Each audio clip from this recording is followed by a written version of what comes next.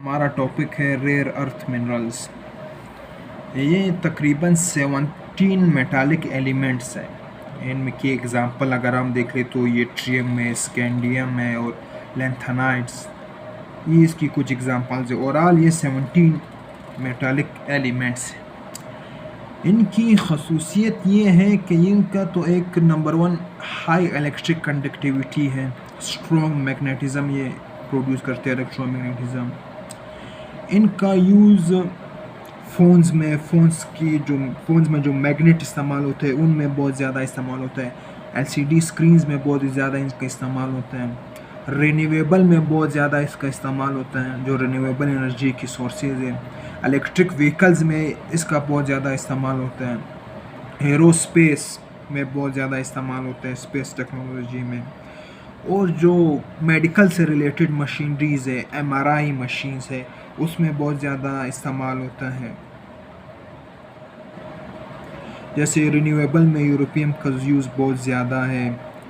Neodymium का use phones के जो मैग्नेट बनते हैं उसमें बहुत ज़्यादा यूज़ होता है। और जो एमआरआई में गैडालोनियम में वो बहुत ज़्यादा यूज़ होता है। तो ये बहुत ज़्यादा क्रूशल एलिमेंट्स है। इनकी जो नई टेक्नोलॉजी है, चिप्स में बहुत ज़्यादा ये यूज़ होते हैं। इनमें इनकी बहुत ज़्यादा अहमियत है मैग्नेटिक पावर की वजह से, और जो इनकी हाई इलेक्ट्रिक कंडक्टिविटी इनकी वजह से मॉडर्न टेक्नोलॉजी में बहुत ज़्यादा यूज़ होते हैं। तो अभी इनको ये जो रेयर अर्थ मिनरल कहा जाता है, ये रेयर इस वजह से नहीं कहा जाता कि ये बहुत रेयरली एग्जिस्ट करते हैं या अवेलेबल नहीं है।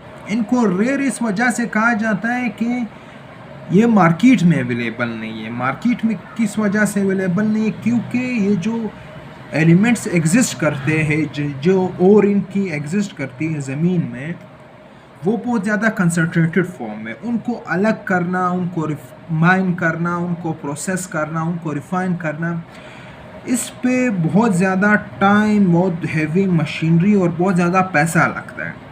इस वजह से मार्केट में ये अवेलेबल नहीं है। तो इसको जो रिसेंटली न्यूज़ में चाइना और यूएस राइवलरी जो ट्रेड वॉर चल रही थी, उसमें भी इसको अहमियत और ज़्यादा बढ़ गई। क्योंकि जैसा मैंने पहले कहा था कि इसकी जो यूजेज है वो मिलिट्री में बहुत ज़्यादा है, रिन्यूएबल में, इलेक्ट्रिक व्हीकल्स में, स्पेस टेक्नोलॉजी में बहुत ज़्यादा है। अमेरिका का मसला क्या था कि अमेरिका ने इस पे इन्वेस्ट नहीं किया था, तो अमेरिका के पास ये रेयर अर्थ मिनरल्स थे ही नहीं। चाइना के पास इसकी जो माइनिंग, जो ओवरऑल दुनिया में जितनी भी माइनिंग होती है 70% चाइना करता है।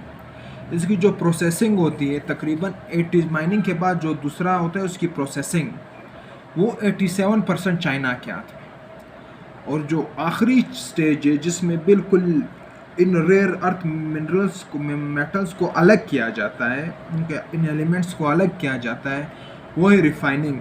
वो तकरीबन 90% चाइना के हाथ में, वो चाइना करता है। तो ओवरऑल जो है तकरीबन 94% जो इसकी प्रोडक्शन है रेयर अर्थ मिनरल्स की, वो चाइना करता है।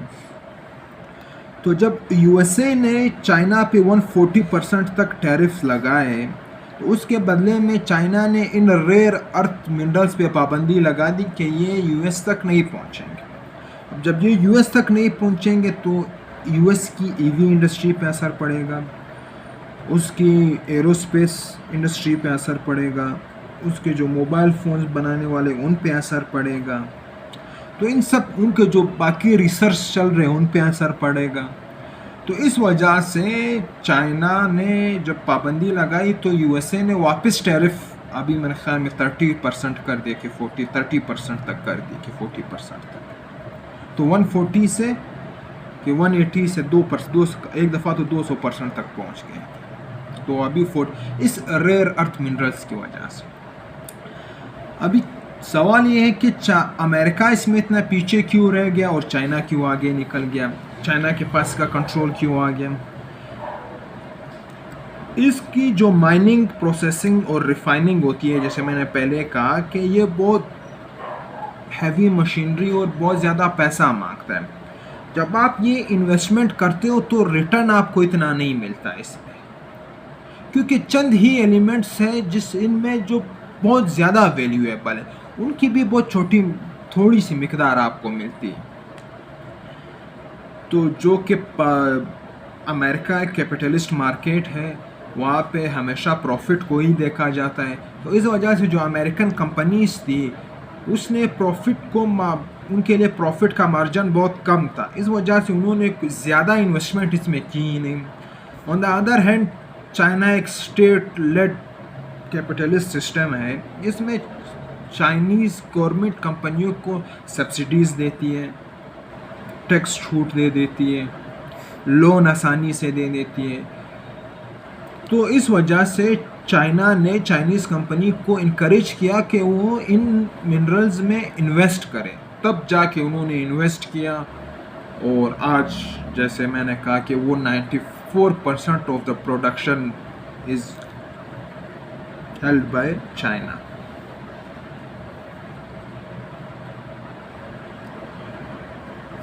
तो ये कुछ अभी इसमें कॉन्टेक्स्ट में पाकिस्तान की भी बहुत इम्पोर्टेंस।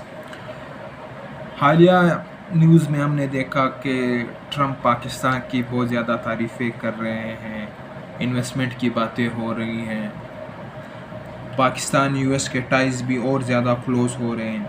तो ये जो बेसिकली इसका रीज़न है वो यही रेयर अर्थ मिनरल्स है। पाकिस्तान इन 17 में से 12 रेयर अर्थ मिनरल्स पाकिस्तान में पाए जाते हैं, और ये एस्टिमेट किया जाता है कि अराउंड $50 ट्रिलियन के वर्थ ऑफ एलिमेंट्स पाए जाते हैं। इनमें जो मेन एलिमेंट्स है टेरिबियम, येट्रियम, ये दोनों बहुत ज़्यादा पाकिस्तान में पाए जाते हैं, और जो सबसे इम्पोर्टेंट है वो येट्रियम है। तो जो मेनली इनके लोकेशंस है वो बलूचिस्तान में है। बलूचिस्तान में चाकी, मुस्लिम बाग, मकरान, जो पशीन डिवीज़न में यहाँ भी पाए जाते हैं। केपी में, दीर में, सवात में, बाजोड़ में, कोहिस्तान में पाए जाते हैं।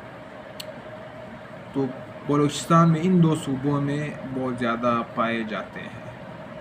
तो पाकिस्तान की इस वजह से भी आजकल जो इन अमेरिका के लिए बहुत ज़्यादा अहमियत है। अमेरिका चीन पर अपनी ये डिपेंडेंसी कम करना चाहता है, ताकि वो as a bargaining tool in rare earth minerals को फ्यूचर में इस्तेमाल ना कर सके। तो इस दौड़ में आज इंडिया भी शामिल है। इंडिया भी दुनिया की चौथी बड़ी इकोनॉमी है, वो भी एक मैन्युफैक्चरिंग लेड उनका इकोनॉमी बनना चाहता है, उसकी भी इन चीज़ों पे नज़रें हैं। तो ये इसका ख़त्म